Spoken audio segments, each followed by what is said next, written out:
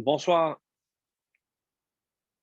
bonsoir mes chers amis, et voilà, soyez les bienvenus pour une nouvelle aventure.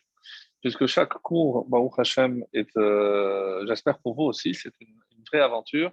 Et ce n'est pas parce que vous me voyez consulter des notes et autres, je ne sais pas comment le cours va sortir, comment ça va s'enchaîner, Baruch Hashem, pour, on espère toujours, donner quelque chose de cohérent et surtout pour nous permettre d'appréhender le texte biblique sous une autre forme, de manière à pouvoir approfondir d'année en année ces textes tellement riches, tellement profonds et surtout, encore une fois, ce n'est pas pour agrandir et élargir nos connaissances, mais pour savoir que cette Torah s'adresse toujours à nous avec des messages on ne peut plus actuels.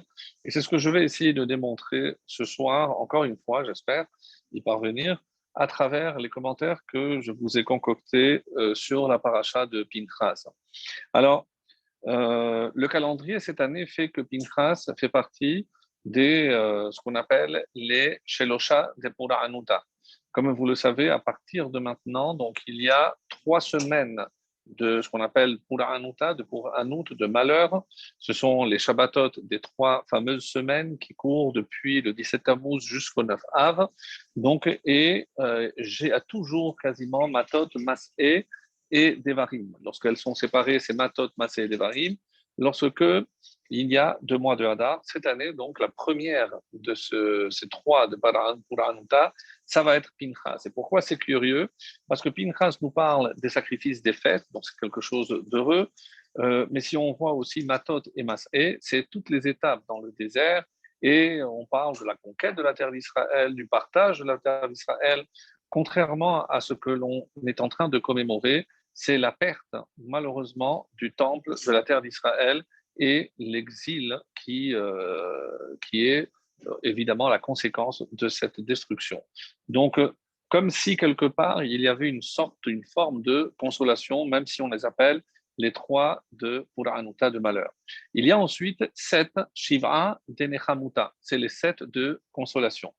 Les 7, les 7 Shabbatot, donc après le 9 Av, jusqu'à Rosh Hashanah, donc il y a 7 semaines de consolation. Et certains rajoutent, et il y en a 2, des Tioufta, 2 des Teshuvah, c'est entre Rosh Hashanah et Kippour, donc sur ces 10 jours, il y a forcément 2 Shabbatot.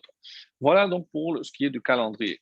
Alors maintenant, on va essayer de parler plus du personnage de Pinchas qui nous est présenté comme si c'était la première fois. Et d'ailleurs, on va essayer de s'attarder sur cette présentation, comme Rachid d'ailleurs ne va pas manquer de le faire, puisque si on reprend les derniers versets de la paracha de Balak, donc on est au verset 7, et Vayar Pinchas ben El-Azar ben Aharon HaKohen.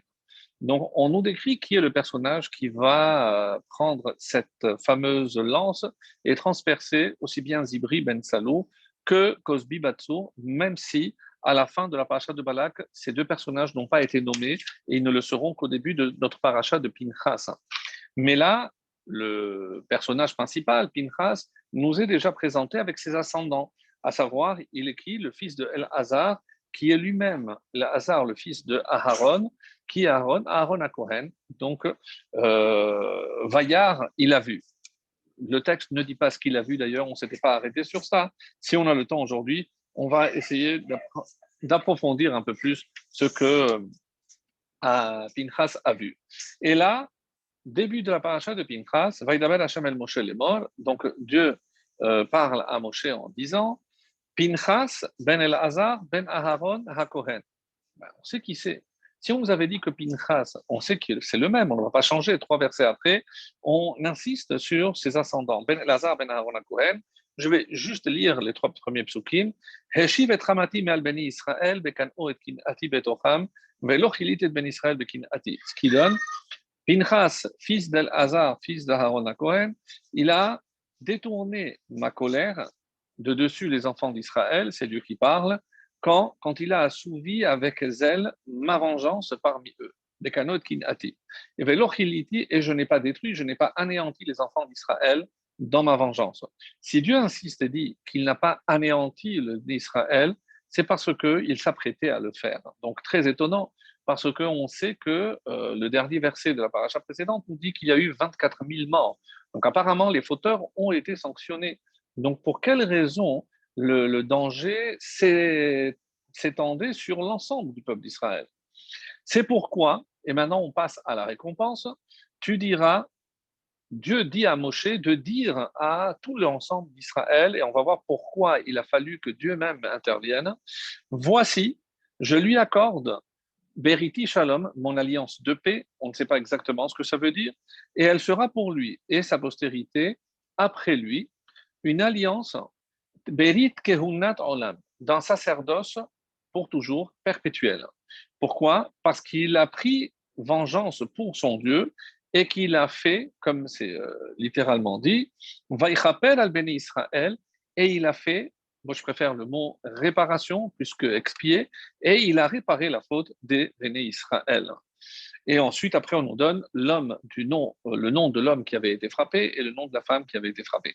Donc ici, dans un premier temps, donc on va essayer, si vous voulez bien, voir Rashi qui, lui, s'étonne sur l'utilisation de la répétition, en tout cas, de l'ascendance de Pinchas, comme si on ne le connaissait pas. Et au lieu de lire Rashi, je vais aller à la source. D'où tire-t-il Rashi le commentaire? Il a sélectionné une partie qui se trouve dans le traité de Sanhedrin. Dans le traité de Sanhedrin, on est à la page 82, P bet 82b. Et là, l'Agmara va dire quels sont les fameux miracles, puisque quand Pinchas est rentré dans la tente du prince de Shimon, de la tribu de Shimon, on est étonné pourquoi ils l'ont laissé rentrer. Comment se fait-il que personne ne se méfiait, en sachant pertinemment que si jamais un des membres de la tribu de Shimon avait pressenti qu'il s'apprêtait à frapper leur prince, évidemment qu'il aurait pu défendre son prince et tuer Pinchas. Et ça s'appelle Din Rodef. Si je sais que Yehuda veut tuer Shimon, j'ai le droit de tuer Yehuda pour sauver Shimon. Donc il y a un Din Rodef, et là on n'aurait rien pu faire pour défendre Pinchas. Plus que cela, si Zimri lui-même s'était détourné, avait vu Pinchas arriver avec la lance, il aurait pu se défendre, légitime défense, il tue Pinchas et Pinchas serait mort. Donc, voici ce que dit l'Agmara. Si on dit qu'il a eu une récompense, d'abord, pourquoi on nous parle de cette fameuse récompense? Qu'est-ce qu'elle représente, cette récompense? Et c'est ce qu'on va essayer de comprendre. Pourquoi une telle récompense pour un acte, somme toute, comme on va le voir, un peu légitime?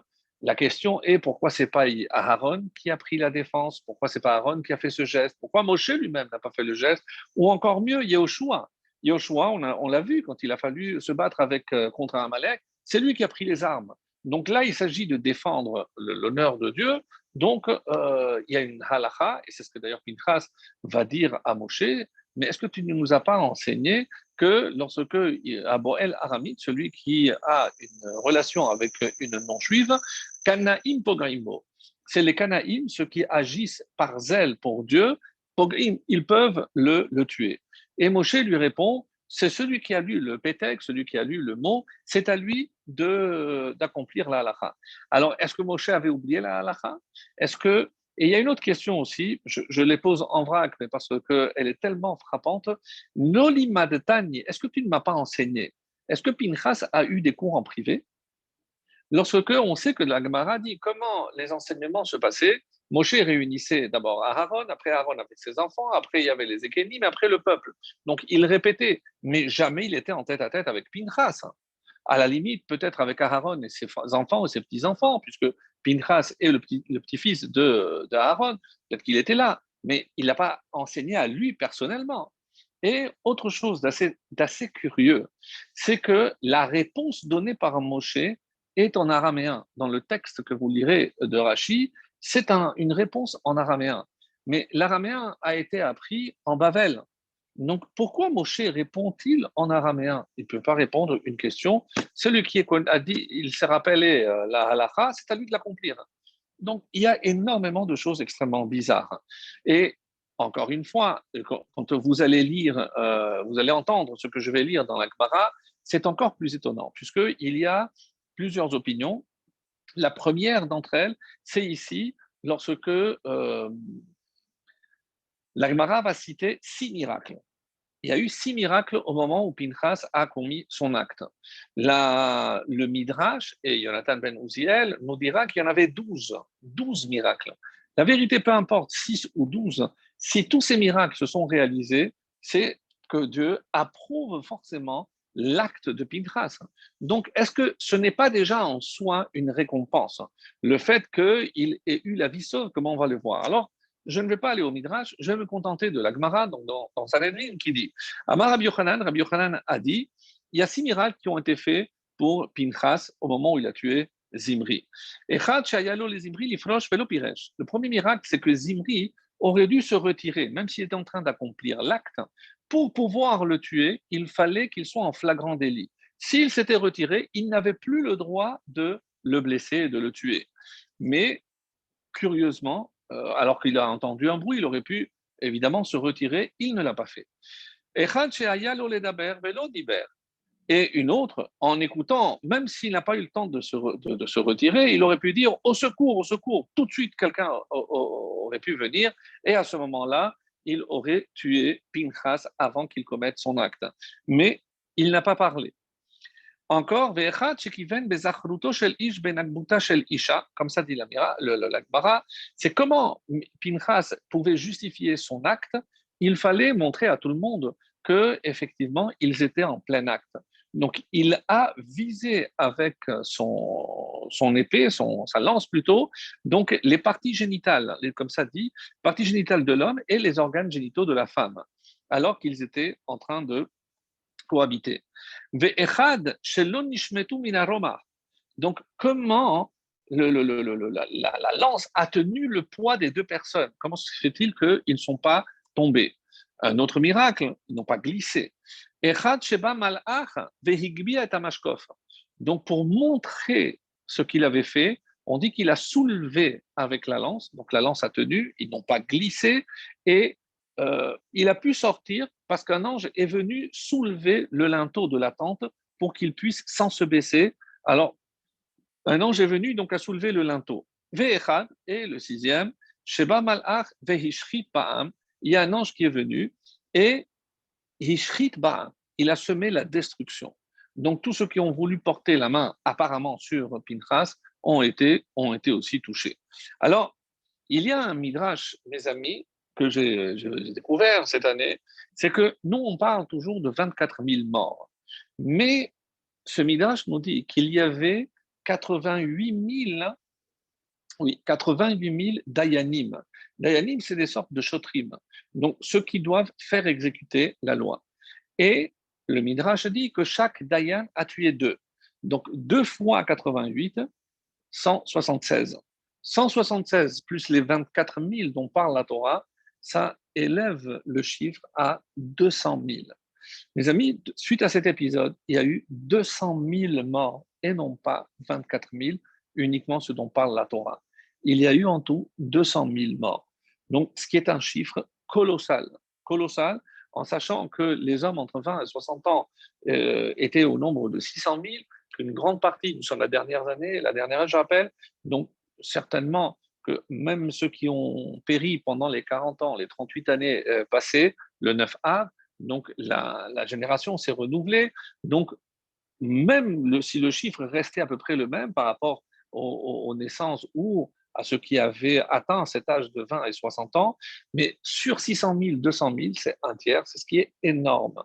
Donc, il y a eu 200 000 morts. Donc là, ne s'arrête pas la Gemara. Pinchas, il a pris les corps de Cosbi et de Zimri et il les a projetés, il les a jetés devant Akadosh Baruch Hu. Amar lefanav ribono shel olam, al elu yipelu 24,000 Misraël. Et c'est à cause de ces 2 personnes que tu vas tuer 24 000 personnes. Comme on l'a vu, le dernier verset de Balak, les 24 000 qui sont morts. Et comme c'est écrit, Pinchas vaifalel. Donc, c'est le psaume, hein, le psaume Kuf Vav, le psaume 106, qui dit Pinchas s'est levé, vaïfallel. Vaïfallel, nous on aurait traduit, et il a prié. Mais il n'y a pas marqué vaït pallel, mais vaïfallel. Curieux.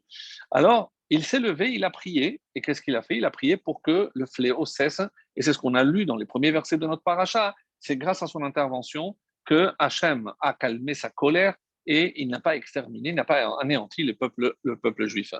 Amar Rabbi Elazar, Vaïtpalel l'onema. Nous, on a traduit qu'il a prié pour que cesse le fléau, mais il n'y a pas marqué Vaïtpalel, mais Vaïfalel. Et quelle est la différence? Et là, Vaïfalel. Et qu'est-ce que c'est Vaïfalel? C'est la Shon Pelila, c'est un langage de querelle. Il s'est querellé avec Dieu. Pourquoi? Mais la med qui viachol chez Asa Pelilut imkono, comme si Hachem il avait entamé une querelle, une dispute avec son créateur. Et quand il a commencé, quelle a été la réaction? Et Bikshu Malaché Acharet Ledachafo. Ça, c'est très étonnant. On dit que les anges ont voulu le repousser, ils ont cherché à le rejeter. Pourquoi? Parce qu'il dit, mais comment il se permet de parler avec une telle outrecuidance, une impudence pareille avec Akadosh Baruch Hu? Amar Lahem, Dieu leur a dit, Hanichulo, surtout ne le touchez pas. Pourquoi? Kanaï ben Kanaïhu, c'est un zélé, fils de zélé. Et à quoi ça fait allusion? Rappelez-vous que le premier qui a agi avec zèle, c'était Shimon et Lévi lorsqu'ils ont détruit la ville de Shechem après le viol de leur fille, de leur sœur Dina. Donc on dit que d'où descendent les Kohanim? Ils descendent forcément donc de la tribu de Lévi. Et Lévi, donc c'est un canaille, il a agi avec zèle. Donc laisse-le parce qu'il a hérité de son ancêtre justement cette qualité, cette mida. Kanaï ben Kanaïhu, Meshiv Chema ben Meshiv Chema. C'est quelqu'un qui peut détourner la colère avec, comme son grand-père a fait. Et toute cette Gemara que je viens de lire n'est pas citée par Rashi. C'est pour ça que je suis allé dans la Gemara le lire. Rashi commence à partir de ce que je vais lire maintenant. C'est pourquoi, rappelez-vous la question, pourquoi on a rappelé maintenant qu'il est descendant de Aaron alors qu'on venait de le dire 3 versets avant.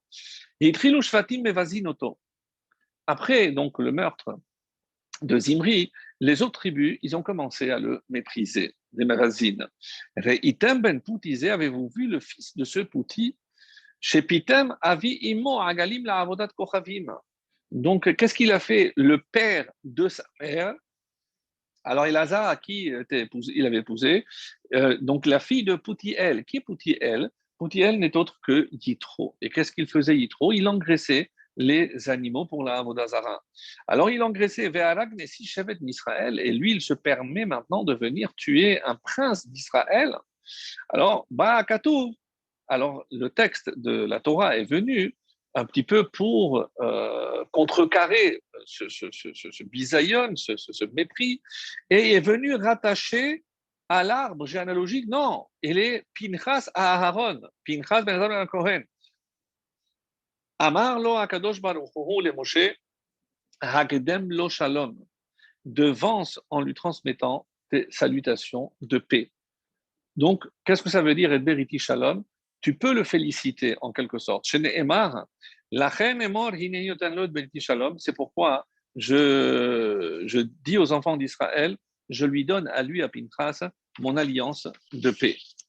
Uya kapara zo, et cette réparation est reuya shetehem echaperet veolechet leolam, continue, elle peut continuer à réparer à tout jamais. C'est-à-dire cet acte de Pinchas, et on ne peut plus incroyable, puisque comment on peut dire que cette capara, elle continue comme si l'effet produit par l'acte de Pinchas se perpétuait encore aujourd'hui. Alors, il y a, vous verrez la suite de la Gemara qui est très très intéressante, mais nous, on va commencer à répondre à nos fameuses questions concernant tout cela. Donc, par rapport donc à ce que Pinchas a fait, on a quelques questions. On a quelques questions. Et pourquoi? Parce que d'abord on a dit pourquoi c'est pas Moshe, pourquoi par exemple un détail du Midrash, c'est comment il est rentré. On n'a pas vu sa lance, comment il l'a caché. Ça veut dire que c'était une petite lance. Alors est-ce qu'elle était télescopique? Il a ouverte en rentrant. Donc on ne sait pas exactement. Le texte ne dit pas. Mais il y a marqué qu'il a pris Romar Beyado. Il a pris l'épée, la lance, dans sa main. C'est curieux, mais pourquoi Beyado? Mais où il allait prendre la lance? Donc, on aurait pu dire, il l'a cachée. Donc, c'était apparemment, et s'il est rentré avec sa lance, c'est qu'elle était petite. Comment il a fait donc pour transpercer deux corps et en plus soulever? Donc, ça soulève effectivement beaucoup de questions. Donc, la question que posent souvent nos rachamim, comment comprendre que cet acte a été tellement récompensé? Et en quoi consistent ces fameuses récompenses? Alors, il y a à ce propos plusieurs avis concernant les différentes récompenses qu'il a eues. Alors, quand on dit une alliance d'un sacerdoce perpétuel, qu'est-ce que ça veut dire? Bon, dans la Gemara, dans Zvachim, on discute, mais Berit Kehunat, donc est-ce qu'il était déjà Kohen? Est-ce qu'il était Kohen? Évidemment, par son père, mais il n'avait pas encore l'autorisation de servir dans le Mishkan, donc même s'il était Kohen. Donc à partir de maintenant, il aurait pu servir. Donc la Gemara donne beaucoup de réponses à cette question, mais ce n'est pas l'essentiel de ce qu'on voulait dire. Ce qu'on voulait dire essentiellement consiste en ceci. Quand on parle d'une alliance perpétuelle, hein, ça veut dire qu'il a eu le mérite extraordinaire de voir parmi ses descendants, on dit les 18 Kohanim Gedolim du premier temple étaient tous descendants de Pinchas. Et ça, ma foi, en soi, c'est quelque chose d'assez exceptionnel. Donc, je suis en train de chercher justement où c'est marqué, pour ceux qui voudront après aller voir plus de détails. Voilà, dans le premier temple, donc c'est rapporté dans le traité de Zévachim, la page Kouf Aleph. Donc voilà ce qui est dit. Lui, il a eu une récompense extraordinaire, Pinchas, laquelle, alors on va en parler. D'après le natif de Vologine, par exemple, pourquoi Dieu, quelle a été la récompense? Comme il a tué, il a eu peur de perdre la sensibilité, parce qu'on sait très bien que quelqu'un qui tue devient forcément cruel. Donc, il y a une sensibilité, et pour le Kohen, il a une sensibilité à la vie, à tel point qu'il y a une halakha qu'un Kohen qui a tué, même par inadvertance, mais s'il a tué avec ses mains, il ne peut plus faire Birkat Kohanim. Parce que l'Evarechet Amo Israël Be'ahava, comment il peut parler d'amour lorsque il a tué quelqu'un. Alors, comme ce n'est pas un cours de halakha, qu'est-ce qui se passe si c'est un Kohen qui l'aura allé nous en voiture a tué par inadvertance quelqu'un? Est-ce qu'il peut continuer? Alors, sachez qu'il y a une discussion entre les Ashkenazim et les Sfaradim, et curieusement, les Sfaradim sont plus stricts dans ce domaine-là, parce que quand on dit qu'il faut tuer avec ses mains, c'est-à-dire, est-ce que c'est volontairement ou uniquement vraiment avec les mains? Donc, dans une voiture, ça ne s'appelle pas avec ses mains, mais on va dire, oui, c'est lui qui conduit, donc c'est assimilé à la main. Donc, c'est assez complexe, ne croyez pas. En tout cas, qu'est-ce qui a marqué ici? Donc, on dit, par exemple, lorsque il y a une Ir Nidachat, une ville qui a entièrement été consacrée à la Vodazara, on doit l'éliminer, on doit tuer toutes les personnes de cette ville. Donc, c'est comme c'est marqué dans la Torah. Et à la fin donc, de ce que la Torah dit, Venatan rachamim verichamecha, Hashem va te donner de la miséricorde et va t'accorder sa miséricorde. Pourquoi? Justement, on apprend de là que lorsqu'on tue, même si c'est sur ordre divin, quelque part, hein, eh ben, on peut devenir insensible et cruel. Donc, Hachem nous donne rachamim pour compenser, pour contrebalancer cet acte de cruauté que je viens de faire. Donc, c'est ce que, par exemple, le natif d'Évologine explique. Qu'est-ce que je lis dans cette récompense que Dieu a donnée à Pinchas? C'est que Pinchas avait peur de perdre cette sensibilité, donc Dieu l'a rassuré de ce point de vue. Hachem lui donne Midat à Chesed. Donc, même si maintenant tu agis avec Midat à Din, mais je ferai en sorte que tu ne perdes pas, ta Midat à Chesed, la bonté. Ça, c'est ce qui est écrit. Rabbi Yonatan ben Uziel nous dit pourquoi Berit Kehunat Olam, pourquoi éternel. Et là, il nous dit, Yonatan ben Uziel, à qui ça fait allusion? Il dit que c'est Chaye Netzar, c'est la vie éternelle. Pardon? Oui, la vie éternelle, parce que on sait que il va se réincarner en Eliyahu. Pinchas hu Eliyahu. Pinchas et Eliyahu sont le même personnage. À ce propos, comme le Sforno l'explique, de le shalom, avec qui il a fait le shalom, Pinchas, le Sforno dit avec le malach Hamavet. Donc il faut savoir que celui qui établit le shalom, on sait shalom bimromav. Hachem, dans le ciel, il y a un équilibre parfait entre l'eau et le feu, comme vous le savez. Ici-bas, l'équilibre est très ténu. Donc on sait très bien que chaque fois qu'on sort des toilettes, on pense à cet équilibre en disant il fait des merveilles. Comment un corps humain aussi vil, aussi animal, comme on l'avait déjà dit, qui ressemblait à un animal par rapport à ses besoins, comment il peut contenir une âme aussi divine, aussi élevée? Ça, c'est parmi les merveilles que Hachem il fait. Donc, quand Hachem accorde le shalom, qu'est-ce que ça veut dire le shalom? C'est l'équilibre parfait. Entre qui et qui? Celui qui nous veut du mal. C'est le malach hamavet, le Satan. Donc, Pinchas n'avait plus de Yetzerara et il n'avait plus le malach hamavet. Ça veut dire quoi? Ça veut dire qu'il est éternel. Et comme ça, on le voit, par exemple, Rabbeinu Bachaye aussi, il explique qu'on le voit, Pinchas, au Mishkan Shiloh. Ça fait combien? C'est presque 400 ans après, puisque c'est à peu près avant la construction du premier temple. Qu'est-ce qui s'est passé après? Rabbeinu Bachaye nous dit qu'après ces 400 ans, il est devenu un malach. Il est passé en mode ange. Et ce mode ange, c'est sous la forme de Eliyahu Navi.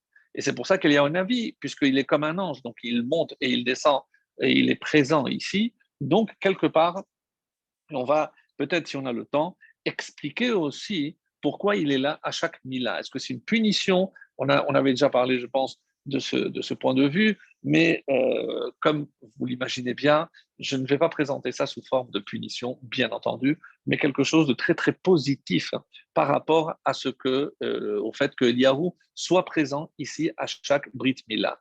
Alors, donc, ça, c'est par rapport à cette question-là. Le Eben Ezra et le Chizkouni nous disent c'est quoi cette récompense que Dieu a donnée? C'est que tu n'as pas à craindre de représailles. Pourquoi? Parce que maintenant qu'il a tué, on aurait pu dire, soit de la part des Midianim, de Moab, puisque je rappelle que Cosbi était la princesse. Peut-être que le roi, pour venger la mort de sa fille, eh ben, il était prêt à envoyer une délégation, créer la guerre et aller se venger. Donnez-moi le tueur de ma fille. Donc, il lui a dit, tu n'as rien à craindre de ce côté-là. Donc, Altidag, ne crains rien. Donc, de la part de la famille de Cosbi, de la princesse, ni de la part de la famille de Zimri Ben Salou, la tribu de Shimon ne te touchera pas, tu n'as strictement rien à craindre. Donc, ça, c'est ce qu'on peut reconnaître ici. Donc, maintenant, reste à expliquer pourquoi il a eu droit à tant de récompenses. L'éternité, l'immortalité, la protection, le niveau de réparation, comme on l'a dit dans la Gemara, éternel pour tout Israël, pour tous les temps à venir.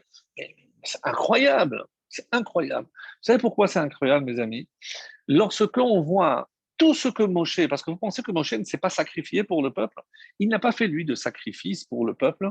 Lorsqu'il a prié 515 filotes pour que Dieu lui pardonne et lui permettre de rentrer en terre d'Israël, Dieu lui a dit 120 jours, pas un de plus. À 120 ans, pardon, 120 ans, pas un jour de plus. 120 ans, le jour de sa naissance, c'est le jour de sa mort. Donc cet Hadar, c'est Hadar. Point à la ligne. Il n'y a pas à discuter. Pour Aharon, alors qu'il était Ohev Shalom, Rodev Shalom, quelqu'un qui a tellement donné pour le peuple, il ne laissait pas une dispute jaillir au sein du peuple juif. On dit qu'il est mort à 123 ans, 3 ans, il avait plus de 3 ans de Moshe, et le premier Av, donc dans quelques jours, le premier Av, c'est la date, la Hilna de Aharon, pas un jour de plus. Donc, et là encore, ma question est extrêmement forte. Comment imaginer que Pinchas a droit à telle récompense et que ni Moshe ni Aaron, alors qu'ils ont tellement donné pour le peuple, alors est-ce qu'ils ne se sont pas sacrifiés? Est-ce que pour quelle raison on pourrait comprendre que Pinchas a mérité tant de récompenses? Alors, donc, par rapport à ce que je disais dans la descendance, avant de répondre, puisqu'il y a deux, trois réponses assez étonnantes, sachez que cette étude est basée essentiellement sur une étude du Chida. Le Chida, dans un livre qu'il a écrit, Pene David, le Chida va donner les réponses dont je me suis inspiré pour ce soir. Et ensuite, Be'ezrat Hashem, si on a le temps, on verra un autre point que je voudrais aussi développer avec vous, si le temps nous le permet. En tout cas, euh, d'après un premier avis dans la Gemara, toujours dans Zvachim, comme j'ai cité, dans le premier temple, il y avait 18 Kohanim Gdolim et dans le deuxième temple, il y a eu 80. Donc, ce qui fait que tous les Kohanim Gdolim étaient les descendants de Pinchas. Ce qui n'est pas tellement pour la fierté de Pinchas. Pourquoi? Parce qu'on dit que dans le deuxième temple, à part 4, tous les autres Kohanim avaient payé leur place. Oui, vous avez bien entendu.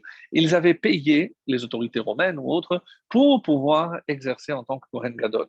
Donc, ce n'est pas une fierté de dire qu'ils descendaient de Pinchas. Quoi qu'il en soit, il y a aussi une autre allusion très belle qui est faite. Si je dis que, c'est un deuxième avis, donc premier avis, 18 Kohanim Gdolim, premier temple, 80 dans le deuxième temple. Il y a un autre avis qui dit non. Le premier temple, il y en a eu 80 Kohanim Gdolim, et dans le troisième, et dans le deuxième temple, il y en a eu 300, ce qui fait un total de 380 au total. Et qu'est-ce qui est assez curieux? Et Beriti Shalom. Si le mot Shalom, on sait que le Vav, il est coupé, et au lieu d'un Vav, donc si je prends un bout, c'est un Yud. Si je prends la valeur numérique du mot, au lieu de Shalom, Shalim, donc combien j'obtiens? 380. Est-ce que ce n'est pas une allusion aux 380 Kohanim Gedolim qui descendront de Pinchas? Donc ça, c'était une allusion. Le Midrash Rabbah, encore lui, il pose une question. Je m'excuse, mais même vous allez essayer de suivre le fil conducteur, puisque c'était toujours par rapport à la question initiale. Quel mérite a eu Pinchas plus que tout autre pour avoir de telles récompenses? Et pardon. Le Midrash Rabbah donc pose la question et il dit, mais est-ce que quelqu'un qui accomplit les mitzvot, est-ce que ce n'est pas normal qu'ils attendent à un sachar? Autrement dit, on sait très bien que ça fait partie des 13 articles de foi. C'est que Hachem, il récompense les gentils et il punit les méchants. Donc ça fait partie de ce qu'on appelle, nous, les 13 articles de foi, Noten Sachar, les tzadikim, Ve'onesh la Rechaim. Donc ça fait partie des règles du jeu que Dieu a établies dans le monde. Donc je dis, Pinchas était un tzadik, pour tout ce qu'il a fait, Dieu donne la récompense. Mais c'est normal. Mais je veux dire, le Midrash dit, mais qu'est-ce qu'il y a d'anormal ici? Et on va dire, et c'est ça ce que le Midrash rajoute ici, quelque chose d'exceptionnel, hein, c'est comment interpréter le fait qu'il n'y ait plus de Malach Hamavet. On dit parce que même Gam Midat Hadin Hiskima, c'est-à-dire que même la Midat Hadin a aussi contribué dans l'octroi de cette récompense à Pinchas. Et comment et pourquoi du tout? Pourquoi plutôt pourquoi? Qu'est-ce qu'il a fait? Parce qu'il a fait une Messirout Nefesh extraordinaire. En quoi maintenant il y a une Messirout Nefesh? Et vous vous rappelez que j'ai posé la question, Vaikar Romar Beyado. Il a pris Romar, il a pris une lance dans sa main. Mais Romar est écrit chasser. Qu'est-ce que veut dire chasser? Manquant. Le mot Romar, normalement, pour O, on met un Vav hein, et on dit Romar. Sinon, c'est Ramar. Et quand j'enlève le Vav, la Torah, vous verrez, écrit Romar sans Vav. Donc, ça se lit Ramar. Ramar, c'est 248. À quoi ça fait allusion? On avait vu la semaine dernière, si vous vous rappelez, c'est 248 lettres du schéma. Mais aujourd'hui, on va parler d'autre chose. On sait très bien que 248, c'est les 248 membres. Qu'est-ce qu'il a pris avec lui? Ces 248 membres. Autrement dit, lorsque Pinchas a voulu les rentrer pour exécuter son action, il savait pertinemment qu'il pouvait mourir. Personne ne lui a demandé. Comment se fait-il, vous dites, mais c'était une halakha. Oui, mais qui peut décider qui est un kana? Qui peut dire qu'il le fait vraiment les Shem Shamayim? Lui-même avait un doute. Et si véritablement je ne fais pas les Shem Shamayim, je sais que je mourrai. Eh bien, tant pis. Pour le Kiddush Hashem, je suis prêt à mourir. Autrement dit, la preuve, Zimri aurait pu le tuer, n'importe quel membre de la tribu de Shimon, en le voyant arriver, aurait pu le tuer. Donc, autrement dit, quand il a fait son acte, hein, il a fait une Messirout Nefesh extraordinaire. Donc, il faudra maintenant, comme l'explique ici, pourquoi, rappelez-vous, on avait vu cette explication du Orachaim Akadosh, hein, c'est que, et on a dit, Vayar Pinchas, Pinchas a vu, mais on n'a pas dit ce qu'il a vu. Maintenant, je peux commencer à répondre. Vous savez ce qu'il a vu? Il a vu le Malach HaMavet qui s'apprêtait à tuer les Bnei Israël. Parce que le fléau qui était en train de sévir aurait pu décimer, et on l'a lu clairement dans la parole, ben Israël, je n'ai pas anéanti. C'est-à-dire que j'ai donné carte blanche au Malach Hamavet, vas-y et décime-les. Donc quand il a vu, lui il a vu, donc il a dit, je fais le maximum, pourquoi? Pour sauver le peuple juif. Donc, et s'il se met lui en péril, il va mourir, tant pis. Si c'est pour sauver le peuple, c'est pour ça que qu'est-ce qu'il lui a répondu, Moshe? C'est pas la halakha. Pourquoi il parle en araméen? Parce que si c'est une halakha qu'il a apprise, qu'il a vraiment apprise, alors ben, c'est la halakha, c'est la halakha. Il lui répond en araméen. C'est comme si ça c'est entre toi et moi. Je ne peux pas t'ordonner de le faire parce que je ne peux pas te dire va et tue-toi. Je ne peux pas te donner cet ordre-là. Qu'est-ce qu'il lui dit par allusion? Celui qui a lu le Pétek. Quel Pétek? C'est une halakha, c'est une halakha. Celui qui a lu le Pétek, celui qui a vu que Hachem a donné le Pétek. Le Pétek, c'est mes amis, lorsque quelqu'un doit mourir, on dit que là-haut, Hachem, il donne le Pétek au Malach HaMavet. Donc, il a vu le Malach HaMavet avec le Pétek qui devait tuer tout le monde. Il n'a pas hésité. Comment? Tu as vu ça? Alors vas-y. Vas-y. Toi, tu as vu ça, il faut que tu agisses. Et il n'a pas hésité une seconde, Pinchas. Si je dois mourir, je vais mourir. Mais je vais tout tenter pour sauver le peuple. Et c'est pour cela, mes amis, c'est comme ça que le Chida va donner. Alors, Hachem nous donne tout. Donc, le Shem Mishmuel, lui, il aborde cette question d'une autre façon.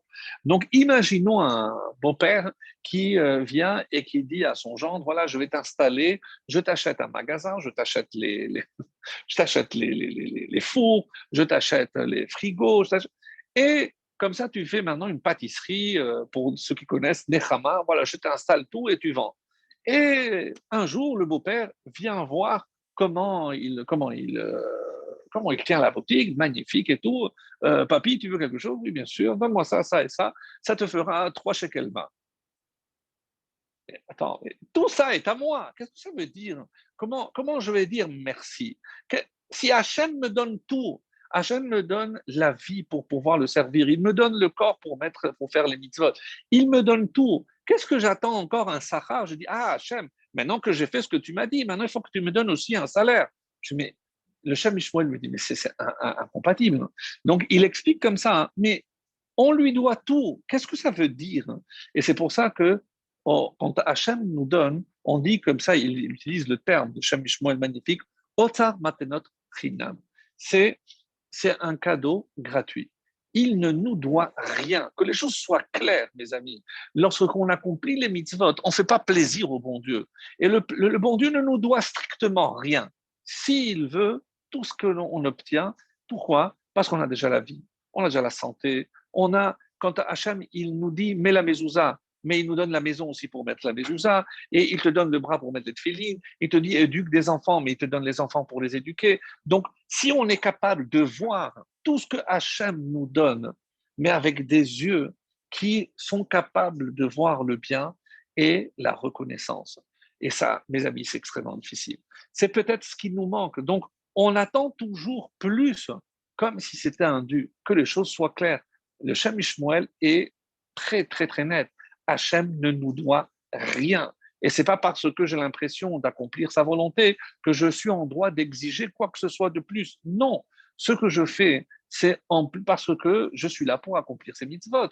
Donc, ni plus ni moins. Mais je ne le fais pas comme dit le Pirkei Avot, comme un serviteur qui attend une récompense de son maître. Pas du tout, pas du tout. Alors, et maintenant, on arrive à la réponse aussi extraordinaire du Chida, et il cite le Shlach HaKadosh. Le Shlach HaKadosh nous dit, Ça, c'est dans Berachot, Samer Aleph. Là-bas, de quoi il est question? Alors, je vous résume très rapidement. Il s'agit de Rabbi Akiva. Rabbi Akiva, je rappelle dans quelles circonstances, malheureusement, il a trouvé la mort. Donc, avec un peigne en fer, on lui a arraché des lambeaux de chair. Et il dit comme cela, donc, Kol yeme chayai chikiti. Donc, chez tous les jours de ma vie, j'ai attendu que cette occasion d'accomplir Bechol nafshecha, afilu notel nafshecha, même lorsque Dieu te demande ta vie, toute ma vie, j'ai attendu que cette occasion se présente. Et quoi? Eh bien, là maintenant, comment tu veux que je sois triste? L'occasion s'est présentée de mourir et de montrer à Hachem que je suis prêt à donner ma vie pour lui. Donc, ça, c'est ce qui a marqué dans la Gemara. Mais il y a une question très simple. Vous voulez vraiment mourir pour Hachem? Mais moi, je vais vous donner des idées. Allez dans une église, mettez le feu et vous allez voir si vous voulez mourir, donc il y a plein de façons d'aller détruire la Avodazara n'importe où. Vous allez voir, aller à la Mecque si vous voulez, vous allez voir si vous voulez vraiment donner votre vie, il y a plein de façons de le faire. Comment? Mais non. Qu'est-ce qu'il dit ici? Et c'est ça, le Shlach HaKadosh cité par le Chida nous dit non. Attention, ici, afim lorotfim achare Hashem. Donc, il ne faut pas se mettre dans une condition où c'est moi qui recherche la mort. Autrement dit, on sait très bien qu'il y a des cas où, par exemple, si on me met un pistolet sur la tête et on me dit conduis cette voiture, tourne à droite, c'est un Shabbat, est-ce que je peux le faire d'après la halakha? Ben oui, ben oui, bien sûr que oui. Je verrai les questions après. Bien sûr que oui. Donc, je, je n'ai pas le droit, c'est pas marqué que pour ne pas transgresser Shabbat, je dois me laisser tuer. Mais dans quel cas je dois me laisser tuer, mes amis?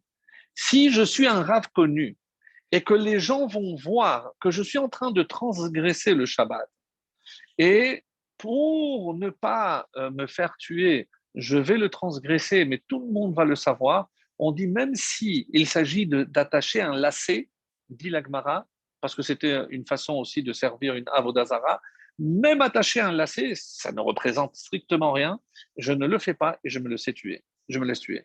C'est-à-dire que quand est-ce que ça s'applique? Uniquement s'il s'agit de quelqu'un de reconnu comme grand, comme Chachou, comme quelqu'un de Gadol. Et le fait ici que Hachem ait donné une telle récompense à Pinchas, c'est la preuve que Pinchas était un Gadol. Donc, il n'a pas couru derrière. Est-ce que vous vous êtes demandé la question concernant Abraham? Abraham aussi? Ah bon? Dans quel contexte? Quand on parle de Ur-Kasdim, il s'est jeté dans la fournaise ardente. Il est allé briser les idoles de son père. Son père l'a amené devant Nimrod, on l'a jeté à la fournaise ardente. Pourquoi la Torah passe sous silence un événement aussi important? Abraham n'était pas connu. Il n'aurait jamais dû détruire cette Avodazara et se mettre en péril. Si jamais il était mort, eh bien, il était responsable de sa mort. Ah, et pourquoi? On dit, c'est par le mérite de Yaakov. C'est comme ça que c'est rapporté dans les textes. C'est par le mérite de Yaakov qu'Abraham a été sauvé. Pourquoi? Titen emet Yaakov. Yaakov représente la vérité. Et donc, pour quelle raison Abraham a fait tout ça? C'est pour faire jaillir la vérité dans le monde. Donc, et c'était quoi la vérité? C'est qu'il fallait croire en un Dieu unique. Donc, il était prêt à mourir pour ça. Il n'aurait peut-être pas dû le faire. Mais si Hachem intervient, comme il n'aurait pas dû le faire, donc on va voir que la Torah passe sous silence et ne parlera pas de cet acte. Donc, puisque la Torah n'en parle pas, il y a une petite allusion à Ur-Kasdim. C'est le Midrash qui va en parler. On le cite aussi dans la Haggadah de Pessah, on fait une allusion à cela. Donc, on n'a pas le droit, dira ici le Chida, de provoquer l'égoïsme. Je n'ai pas le droit de provoquer l'égoïsme. Mes amis, je ne dois pas me mettre dans une situation où je risque la mort. C'est interdit par la Torah. C'est comme une forme de suicide. Donc c'est très grave. Et je comprends maintenant les propos de Rabbi Akiva. J'attendais que ça vienne, que ça se présente à moi. Évidemment, parce que je n'ai pas le droit, moi, de chercher une circonstance. Donc, si je sais que les Romains vont tuer quiconque enseigne la Torah, je ne mets pas dans cette condition parce que c'est pas ce que la Torah me demande. Je ne peux pas. Vachai bahem, je dois vivre pour les mitzvot, pas mourir. Donc, mais maintenant que la situation s'est présentée sans que moi je l'ai cherché, là, je vais accomplir Bechol Nafshecha. Et là, donc, il a atteint, on va dire, ce niveau de Messirut Nefesh. Comme ça, dit, comme ça, c'est rapporté. À la fin de la paracha de Noach, Vehotzeto me urkazdim. Rashi, il explique là-bas que c'était par rapport à Haran. Et Haran, comme il n'a pas fait les Shem Shamaïm, Haran, c'est le frère d'Abraham. Lui, par contre, il est mort et on dit qu'il va se réincarner chez Aharon. C'est pour ça qu'on retrouve les trois lettres. Mais on ne parle pas d'Abraham. Et pourquoi la Torah ne décrit pas ce qui s'est passé? Et c'est comme ça. Mi tir l'Abraham, kivshan ha'esh. Mais qui a permis à Abraham d'agir de la sorte, comme c'est marqué? Donc, on dit que il doit faire la khumra, c'est-à-dire il doit faire ce que Dieu n'a pas encore demandé, mais parce qu'il pense, mais pour le bien, mais pas se mettre en péril. Il ne peut pas prendre à la légère une mitzvah qui va se mettre en péril. Et on dit que c'est Bisrout Abraham.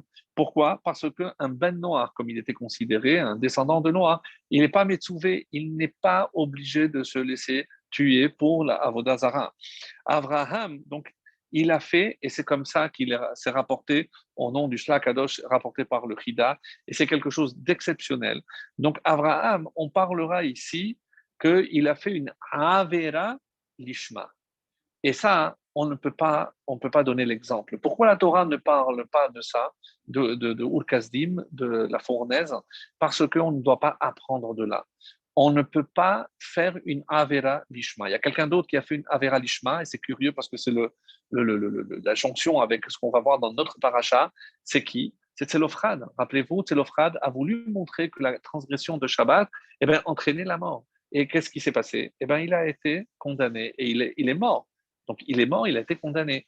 Et les filles vont venir dans cette paracha précisément réclamer en quelque sorte l'héritage qui devait revenir à son père. Donc, le Chida conclut en disant Pinchas, est-ce qu'il avait lui le droit de se mettre en danger ou pas?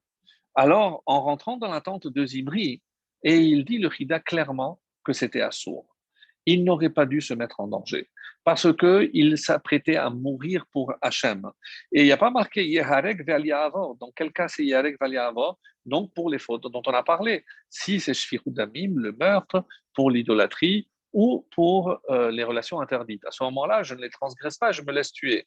Seulement, par contre, dans n'importe quel autre cas, c'est s'il s'agit, comme ça c'est marqué, un chassid ou un yéré shamaï. C'est quelqu'un de craignant vraiment Dieu qui va agir uniquement pour Hachem. Et il y a un cas extraordinaire où toute la ville de Lod a, malheureusement, parce qu'on avait tué la fille de quelqu'un de connu, chez les Goïms, et ils sont allés voir dans la ville de Lod, et ils ont dit, ou vous nous donnez ceux qui ont tué cette fille, ou on tue toute la population de la ville. Et là, on dit qu'il y a Loulianus et Papous, donc deux juifs, qui ont dit, nous sommes les coupables. Et ce n'était pas eux les coupables. On dit que pour sauver les Bnei Israël, on a le droit de se donner, eux, pour pouvoir sauver le peuple juif. Et c'est là où on arrive à la réponse extraordinaire. C'est vrai, dit le Chida, Pinchas n'aurait pas dû faire ce qu'il a fait. Et pourquoi il l'a fait? On vient de le dire. Vaillard, il a vu le Malach Hamavet qui s'apprêtait à tuer tout l'ensemble du peuple. Donc il n'a pas hésité. Mais pourquoi? Pas parce que c'est une Avera Lishma, pas parce qu'il se considérait lui comme le vengeur, etc. Non. D'après le Chida, qu'est-ce qu'il a fait? Il a fait pour sauver le peuple juif. Et comme ça, c'est rapporté, on l'a rappelé la semaine dernière, Vayar Pinchas, qu'est-ce qu'il a vu? Ba Malach Hamavet. Quand il a vu que c'est le Malach Hamavet, il a dit, il n'a pas hésité, si je dois mourir, je mourrai, mais je ferai le nécessaire pour sauver l'ensemble d'Israël. Kanaim Pogaimmo, Malach Hamavet, si tu avais vu le Malach Hamavet, dit Moshe, alors c'est à toi de le faire. Et donc, c'est ce qu'il lui a donné en résumé. Et alors, c'est pour ça que Aaron et Moshe étaient des manhigim, eux, c'était des dirigeants. Ils ne pouvaient pas se permettre à leur niveau. Et si Dieu a fait tellement de miracles pour Pinchas, c'est la preuve qu'il était prêt à mourir. Et c'est la preuve qu'Hachem a accepté cet acte, puisqu'il a fait ses nissim, pour sauver, pas Pinchas, pour sauver le peuple. Ce qu'il ressort de cette histoire, mes amis, c'est pas les miracles qui ont été faits à Pinchas. C'est que si Pinchas n'est pas mort, c'est pas ça ce qu'on doit retenir. C'est que l'ochiliti et béné Israël, je n'ai pas anéanti le peuple juif.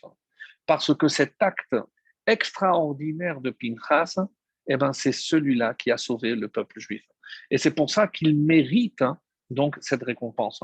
Donc, comme Rabbeinu Bachaye a dit, tous ceux qui ont vécu grâce à lui, comme Rabbeinu Bachaye a dit, mais alors pourquoi la récompense est d'être éternelle? Parce que tous ceux qui auraient dû mourir, si on calcule, on a pris les années de tous ceux qui devaient mourir, et qu'est-ce qu'il a fait Hachem? Il a donné la récompense comme ça dit Rabbeinu Bachaye, très beau, il a donné cette récompense à Pinchas, parce que s'ils vont vivre, c'est grâce à qui? C'est grâce à Pinchas. Donc, eux, ils vont vivre, mais les années, c'est grâce à Pinchas. Donc, c'est comme si il avait pris les années de tous ceux qui ont survécu, et c'est ce qui lui a donné cette éternité. Donc, ça, je pense que c'est une explication merveilleuse pour montrer et surtout mettre en valeur cet acte courageux de Pinchas qui nous le fait montrer d'une autre façon parce que, encore une fois, il n'a pas fait pour montrer, il ne se croyait pas supérieur, il était prêt, remarque, il a pris ses 248 membres et il a dit, si je peux sauver le clan d'Israël, eh ben, je vais le faire. Et c'est ce qu'il a fait, et c'est pour ça qu'il a sauvé, et c'est la raison pour laquelle ce début de paracha commence par toutes ces récompenses grâce à ce geste incroyable. Mais maintenant, si on revient à ce qui ressort de la Gemara, on dit, mais c'est pour ça qu'on a rapporté le mérite de Aaron. Ah bon, mais quel mérite il avait Aaron? Alors on dit qu'Aaron, il était au Ref Shalom, Rodef Shalom, et on aurait pu dire, oui, attention, méfiez-vous, comme il a dit, regardez de qui il descend. Qu'est-ce qu'il faisait Yitro? Ouais. Qu'est-ce qu'il faisait Yitro? Il nourrissait, il engraissait les animaux. Et pourquoi faire? Mais pour les tuer. Donc méfiez-vous, c'est peut-être un faux zélé. Il fait semblant d'agir pour Dieu, mais comme il est descendant de Yitro, rappelez-vous ce que Yitro faisait. Donc il engraissait, mais pour mieux les tuer. Donc peut-être qu'on ne peut pas se fier. C'est la raison pour laquelle Dieu dit que il dit non. Il descend aussi de Aaron. Alors il y a un avis que j'ai entendu qui m'a un peu bouleversé. Pourquoi? Parce que nous, on dit toujours d'Aaron, Ohev Shalom et Rodef Shalom. Il aime la paix, mais tout le monde aime la paix. Mais lui, il ne se contentait pas d'aimer, il la poursuivait. C'est-à-dire, lorsqu'il savait qu'il y a deux personnes qui se disputaient, il allait derrière la paix pour rétablir la paix. Mais il y a un commentaire magnifique, enfin, magnifique, je ne sais pas, sincèrement, mais normalement, le mot Rodef, c'est un poursuivant. Donc, quand je poursuis quelqu'un, c'est pas parce que je lui veux du bien. Donc, généralement, il y a une connotation toujours négative. C'est rodef la kavod, celui qui court derrière le kavod. Donc, c'est péjoratif. Ça a toujours une connotation négative. Donc, dire qu'il est rodef shalom, écoutez bien, parce que ça va certainement surprendre, il y a un autre pshat, il y a une autre explication à cela. Donc, il faisait tout pour la paix. Mais qu'est-ce qui se passe lorsqu'il y avait un shalom qui n'était pas pour la vérité ou pour le bien? Par exemple, deux mécréants, deux Réchaïm, qui faisaient le shalom entre eux pour faire un complot, mais dans le mal. Alors qu'est-ce qu'il faisait? Il allait tout faire pour casser ce shalom. Oui, mes amis, Rodef Shalom, c'est un shalom qui n'est pas voulu, qui n'est pas souhaitable. Eh ben, il allait tout faire pour l'empêcher. Donc, il a hérité de Aharon pas simplement la gentillesse et la bonté, mais lorsqu'il y avait quelque chose qui n'allait pas, pour rétablir le shalom entre le peuple et Hachem, s'il fallait prendre une lance, il n'allait pas hésiter. C'est-à-dire que quelque part, si on rappelle maintenant son ascendance jusqu'à Aaron, c'est pas simplement qu'on a oublié par rapport à la fin de la semaine dernière, certainement pas, c'est que vous vous trompez. Ce zèle-là, c'est pas de Yitro qui l'a hérité. Comment, lorsqu'il faisait la Avodazara, il allait jusqu'au bout. Et lorsque, juste retenez que c'est de Midian. Donc, Kohen Midian. Donc, et Midian, on va en parler, pas trop, parce que je ne sais pas si on aura le temps, mais c'est précisément dans cette paracha à la fin où on reçoit l'ordre de haïr Tseror et Midianim qui tzorerim hem. Donc, on va maintenant chercher vengeance. Après tout ce qui s'est passé, maintenant, il faut se venger des Midianim. Donc, il y a un point extrêmement intéressant. Pourquoi Moab, qui est à l'origine, quelque part, donc on n'a pas le droit de les toucher, et tout ceci, pourquoi? Parce qu'il y a Ruth qui va descendre. D'accord, mais alors mes Ruth ou Aiglon qui doit donner naissance à Ruth, mais tous les autres, je peux les tuer. Non. Moab, quelle a été la réaction de Moab lorsqu'ils ont vu ce fléau? On dit qu'ils se sont sauvés. Lorsqu'ils ont vu tout ce que ça avait entraîné, ils ont pris peur parce qu'il a dit, si c'est nous la cause de ce fléau, Dieu va vouloir se venger. Donc, ils ont fui. Et même si Moab reste quelqu'un d'extrêmement méchant, comme c'est rapporté, quand David a fui avec toute sa famille, avec son père Ishaï, avec sa mère, ses frères, donc il est allé chez Moab. Et qu'est-ce qu'il a fait? Pourquoi? Parce que finalement, c'est son ascendant. N'oublions pas que Ruth est descendante de Moab. Donc, et Shaoul cherchait à les tuer, donc il les a gardés. Vous savez ce qu'il a fait, Moab? Il a éliminé, vous lirez la Bible, et il a éliminé toute la famille de David, le père, la mère. Il y a un seul, et il s'appelait Eliyahu, le frère, qui a réussi à se sauver. Et où il va aller? Chez Amon. Chez Amon. Donc, c'est l'autre ennemi d'Israël, et c'est assez étonnant comme histoire.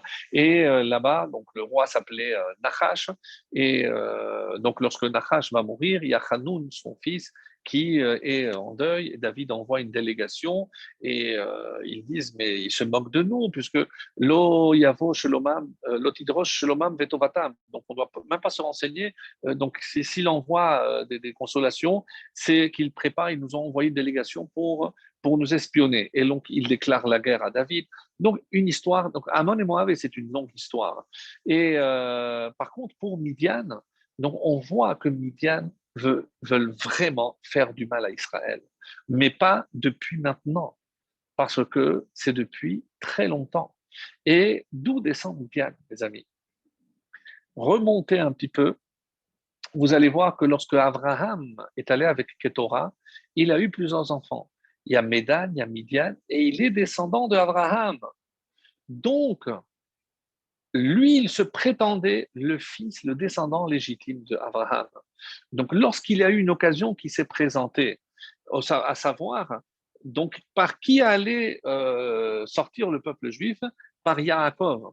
Mais quel est le fils de Yaakov que Yaakov préférait? Et les Toledot Yaakov, Yosef. Donc, Midian attendait l'occasion de se défaire du fils de Yaakov pour éliminer le peuple juif. Tsoreri mehem, eux, ils disent ou eux ou nous. Donc, ça nous entend, ça nous fait penser à autre chose. Donc, il n'y a pas de place pour les deux. Si vous devez les éliminer, parce que si vous ne les éliminez pas, c'est eux qui vous les éliminent. Donc, avec Midian, il n'y a pas de cadeau. Et où est-ce qu'on les a vus, mes amis? Ce sont eux qui sont allés chercher Yosef dans le puits. Les Midianites. Donc, depuis Yosef, ils nous veulent du mal. Ils veulent éradiquer le peuple juif. Quelle a été la réaction de Moab? J'ai dit, eux, ils sont fuis. Mais vous savez quelle a été la réaction de Midian lorsqu'ils ont vu ce fléau? Ils se sont réjouis. Comme certains, lorsqu'ils font du mal à un juif, ils se réjouissent. Midian, c'est véritablement, et on va le voir d'ailleurs, on reprendra ça la semaine prochaine, puisqu'il y a marqué Nekom Nikmat. Donc il y a une vengeance à faire, et après seulement Moshe pourra quitter ce monde. Donc on en reparlera, si Dieu veut, la semaine prochaine. Mais je voudrais terminer notre cours d'aujourd'hui par un autre développement. Donc j'ai dit que c'est par le mérite de Aharon que lorsque nous avons un personnage qui agit de façon exceptionnelle, il faut toujours voir parmi ses ascendants qui était doté de telle ou telle qualité, on va dire en hébreu, de telle ou telle mida. Quelle mida a eu Pinchas ou de qui a-t-il hérité cette mida? Alors, toujours chercher la source de l'action. Alors, par exemple, quand ils ont voulu dire, mais c'est Yitro, comment de Cohen Midian, donc lui qui voue une haine farouche au peuple juif, comment il a pu passer, tourner la veste, passer à l'autre extrême, adhérer au peuple juif, à un Dieu unique, lui qui était le plus grand idolâtre de tous les temps. Ça, comment il a une force pareille? Alors c'est sûr que son petit-fils, il a hérité de lui. Bien, la Torah te dit non, de Aaron surtout. Parce que Aaron a aussi ce zèle. Lui, il n'était pas, lorsque le shalom n'était pas pour Hachem, il allait et il faisait ce qu'il avait à faire. Donc il ne faut pas croire que Aaron était un petit vieillard très doux, très gentil. Non, c'est pas. Il y a un autre exemple, comme je l'ai dit, il y a les filles de Tselophrad. Les filles de Tselophrad qui ont un attachement à la terre d'Israël, mais d'où ça vient? D'où vient cet attachement? C'est la tribu de Ménaché. La tribu de Ménaché, c'est le fils de Yosef. Yosef est le seul qui a dit, lorsque vous rentrerez en Israël, n'oubliez pas, prenez mes ossements. Et on dit que par le mérite de cette demande, quand ils se sont dit, on ne va pas prendre, pardon, que les ossements de Yosef, on va aussi prendre, et ils ont pris toutes les tribus. À Réhouven, Shimon, Lévi, ils ont tous pris et ils ont tous été ramenés en Israël et enterrés. On connaît d'ailleurs l'emplacement de certains d'entre eux. Donc, et à quel moment les filles de Tselophrad vont-elles demander de rentrer en Israël, une part en Israël? Alors, si c'est au moment de la répartition, comme ça a l'air d'être ici, eh ben, bon, ben, c'est un peu, elles se sont réveillées maintenant. Non. Il y a un commentaire magnifique qui dit à quel moment elles se sont réveillées. C'est lorsque, et on va le voir plus tard, donc comme on n'a pas le temps, c'est au verset, chapitre 26, le verset Yud Gimel. Vous verrez ce que Rashi dit là-bas. Très, très, très, très dérangeant. Très, très dérangeant. Sincèrement, bon, j'ai un peu les boules de le lire, mais bon, on va quand même le faire rapidement.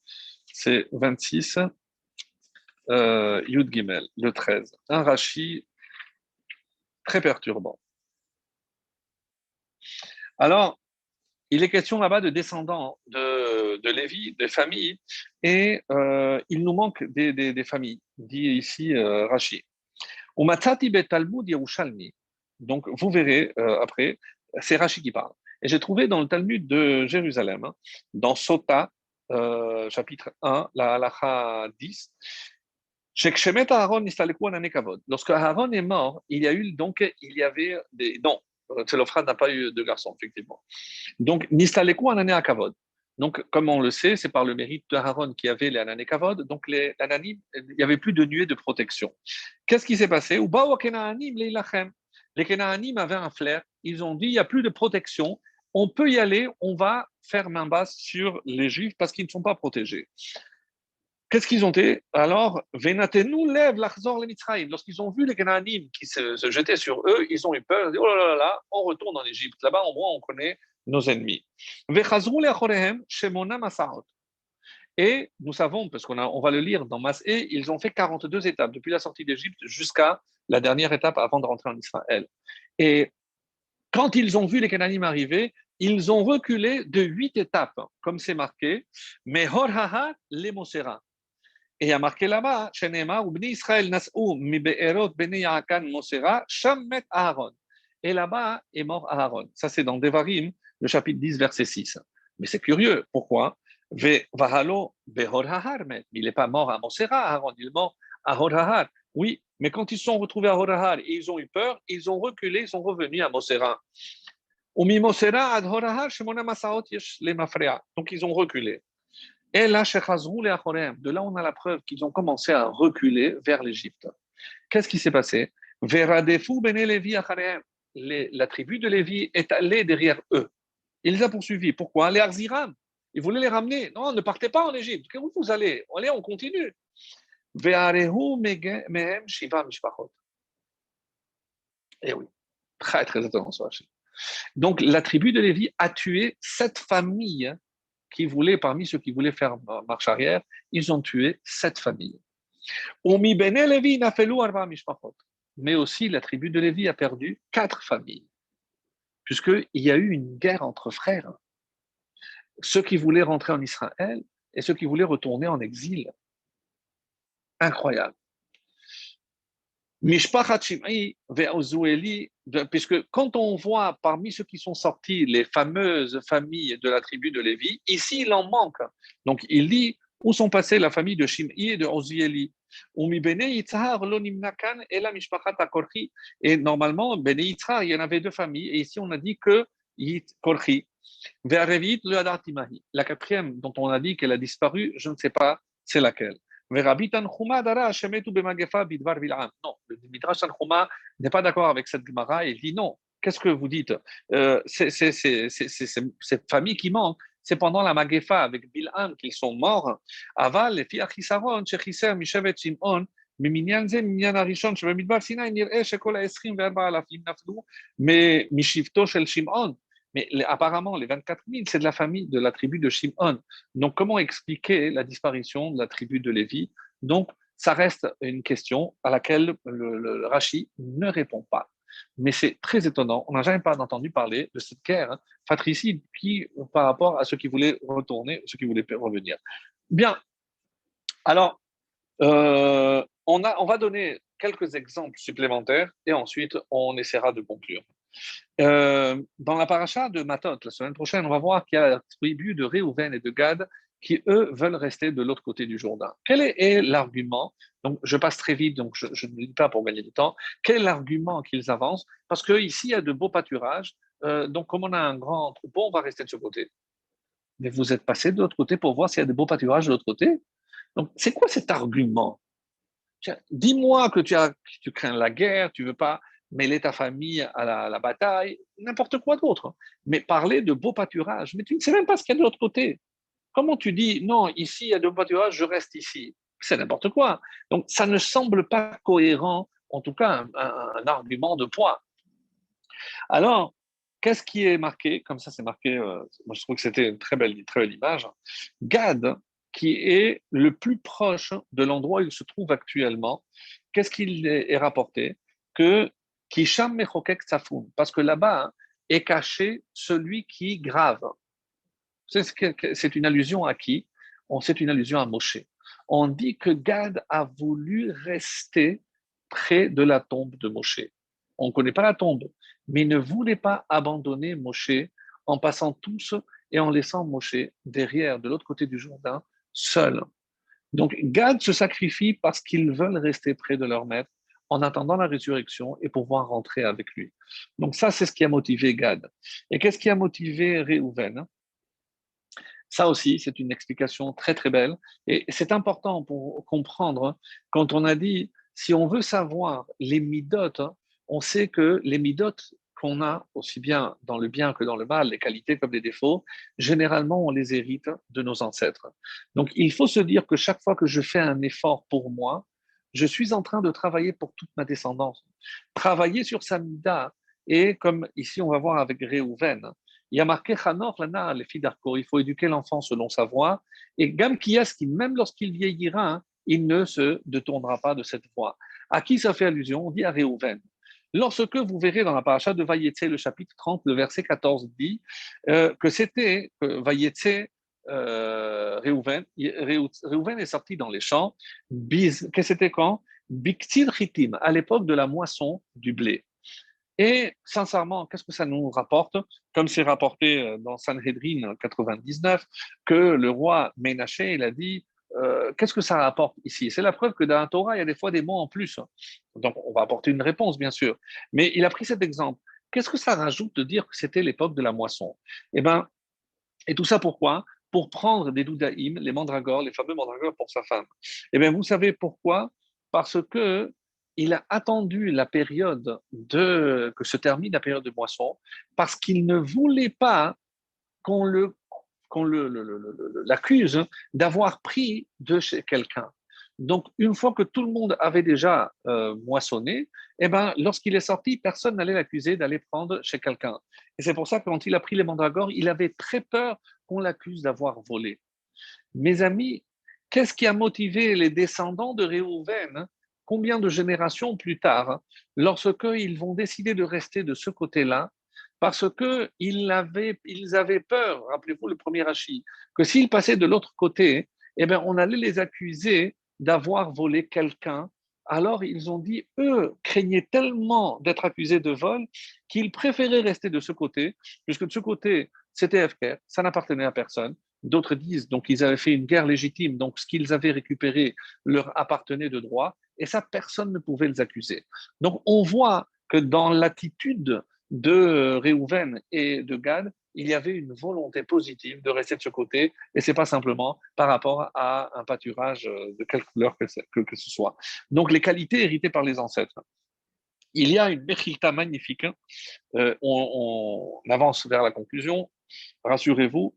Et on a demandé une question à Rabbi Tarfon, parce il parlait de brachot, etc. Et on a posé la question, pourquoi Yehuda a-t-il mérité la royauté? C'est le quatrième enfant de Léa, pourquoi lui plus que les autres? Alors, Rabbi Tarfon dit, bon, parce que vous êtes aussi des sages, proposez-moi. Alors, je fais très vite parce que je vais aller à l'essentiel. Quelqu'un a dit, Mabetza, parce qu'il a sauvé Yosef. Il a dit, pourquoi on va le tuer? Et il a démonté, mais pas du tout, puisque le jeter dans un puits, c'est pas pour le sauver, c'est Réouan qui voulait le sauver, pas Yehuda, ça suffit pas. Alors, Tzadka Mimeni, avec Tamar, donc il a assumé, etc. Il a dit oui, mais ça, on aurait pu le dire, parce qu'il ne voulait pas une mort sur sa conscience, on aurait tué Tamar. Donc, il démonte à chaque fois les réponses de chacun. Troisième réponse, alors lorsqu'il a dit à Yosef, sans savoir qu'il était son frère, qu'il était prêt à prendre la place de Binyamin. Oui, mais il s'était engagé auprès de son père. Donc, c'était un engagement. Donc là, c'est pas, il a accompli son engagement, il a assumé. Donc, c'est pas ça. Alors, ils lui ont dit, bon, alors, vous, maître Rabbi Tarfon, dites non. Et il a dit, parce que il est le descendant de Narshon. Et qui est-ce que c'est Narshon? Qu'est-ce qu'il a fait? Narshon a sauté dans l'eau quand Dieu a dit, ça ne suffit pas de prier, il faut maintenant un acte pour annuler l'accusation des accusateurs là-haut. Eh bien, il faut un acte. Narshon a sauté dans l'eau, que de quelle tribu il était? De Yehuda. Donc, si Yehuda a mérité la royauté, c'est pas par rapport à Yehuda lui-même, mais par rapport à ce que Narshon va faire. D'ailleurs, il y a un Midrash qui dit que lorsqu'il s'est passé avec Pinchas cette histoire, on dit où sont les lions de Yehuda? Nous, on a l'habitude que chaque fois qu'il y a quelque chose à faire, c'est Yehuda qui prend l'initiative. Parce qu'un roi, c'est celui qui assume les responsabilités. Et c'est comme ça que c'est rapporté aussi. Le Rav Shmulevitch explique ça. Mais si on voit dans toutes les réponses, c'est aussi la achrayut, quand on est responsable. Quand un roi, c'est qu'il sait qu'il est responsable de l'ensemble du peuple. C'est ce qui fait un roi. Alors, tout ceci pour nous dire, mes amis, que tout ce que nous faisons a une influence sur nos enfants et sur nos descendants.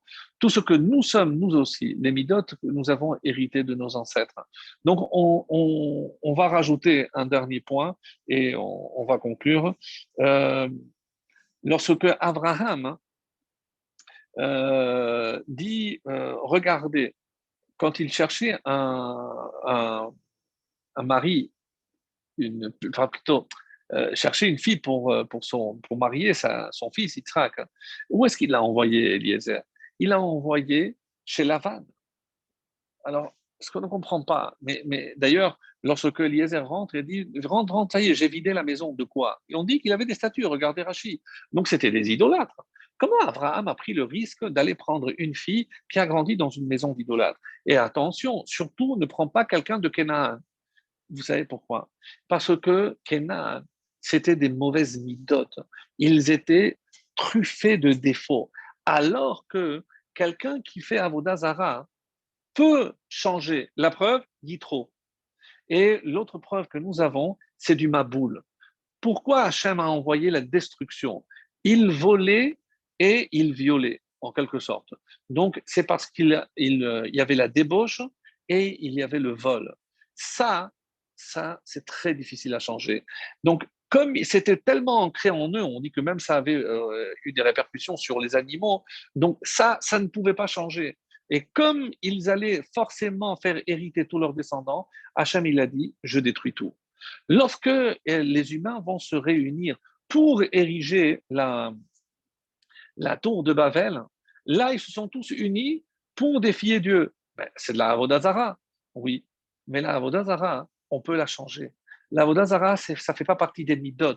La Avodazara, c'est la réflexion, une erreur dans la réflexion, mais ce n'est pas dans le cœur. Donc, quand ce n'est pas une mauvaise mida, qu'est-ce qu'il a fait Hachem? Il les a éparpillés, mais il ne les a pas détruits. Parce que on peut faire teshuva par rapport à une mauvaise réflexion, mais par rapport à une mida, c'est extrêmement difficile, mes amis, c'est ce qu'on est en train de dire. Donc, changer une mida est quelque chose d'extraordinairement difficile. Regardez par exemple l'erreur de Lot. Donc, si on vous demandait qu'est-ce qu'un homme serait prêt à faire pour sauver sa famille, mais tout, même donner sa vie, Lot va recevoir très très bien les invités. Et tellement qu'il va dire, prenez mes filles, faites ce que vous voulez. Il avait trois filles, où est passée la troisième? On dit qu'elle avait hérité de son père et elle a aidé un pauvre. Elle s'est fait attraper, on l'a tuée. Donc, comment tu fais passer la Ardassa Torchim avant le bien-être de ta famille? Donc, comment tu peux donner tes filles? Mes amis, qui va naître de là? L'autre va aller avec ses filles. Qui va naître de cette relation? Moab. Qu'est-ce qu'on a vu dans notre paracha? Qu'est-ce qu'il a fait, Moab? Il a donné ses filles pour faire tomber des Juifs. Regardez comment le cercle se ferme. C'est-à-dire, d'où un peuple comme Moab, juste pour faire du mal au peuple juif, il est prêt à donner ses filles, des princesses, juste pour les faire tomber, juste pour qu'ils meurent. Et d'où ça vient? C'est exactement ce que l'ancêtre avait fait. Qu'est-ce qu'il a fait l'autre? Il a donné ses filles, il n'a pas hésité. Donc, encore une fois, une preuve supplémentaire que Maaseh Avot, même dans le mal, ce que les ancêtres ont fait, eh ben, va se répéter. Et je termine avec ce dernier point, et comme ça on conclura. Le Rav Chaim de Vologine dit, à partir de quand on a commencé à appeler Abraham Avinu? Et c'est dans Pirkei Avot, hein, c'est les 10 épreuves a subi Abraham Avinu. C'est-à-dire quoi? C'est que lorsque il a subi et surmonté les 10 épreuves, il est devenu Avinu. Qu'est-ce que ça veut dire Avinu? C'est-à-dire notre père, celui qui va nous léguer son héritage. Vous vous rappelez cette histoire où Hannah, et c'est cet enfant malheureusement, à l'époque des décrets des Grecs. Donc, ils sont tous morts. Et pour ne pas faire la Avodazara. Et elle a dit à un de ses enfants, lorsque tu iras là-haut et tu verras Abraham, dis-lui que lui a été prêt à sacrifier un enfant. Moi, j'en ai fait 7.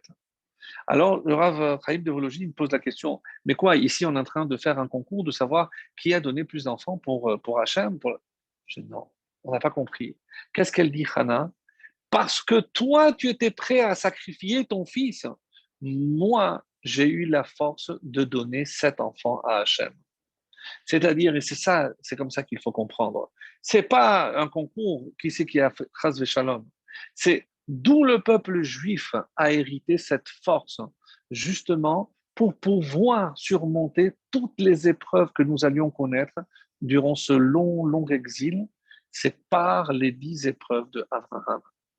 C'est parce qu'Abraham a surmonté ces épreuves que nous, on a la force en nous de surmonter les épreuves. Et quelqu'un m'a posé la question, oui, oui, mais c'est vrai que Hachem, il nous donne, c'est ça que je n'ai pas répondu, nous donne toujours la force de surmonter les épreuves, mais parce que cette force est en nous. Ah, et lorsqu'il envoie une maladie, eh ben, si Hachem décide que c'est la maladie qui doit mettre fin à nos jours, eh ben, c'est Hachem qui décide. L'épreuve, quand quelqu'un est malade, c'est pas pour le malade lui-même, c'est souvent pour son entourage. Donc, est-ce que l'entourage sera à la hauteur? Donc, dites-vous bien que l'épreuve d'Abraham, c'est de pouvoir rester en vie après avoir tué son fils. Le fils, lui, ben, il est au Kisei Kavod, il va sur le trône céleste, il n'y a aucun problème. L'épreuve, c'est pour celui qui reste. Et pour ne pas terminer sur quelque chose de... Alors, euh,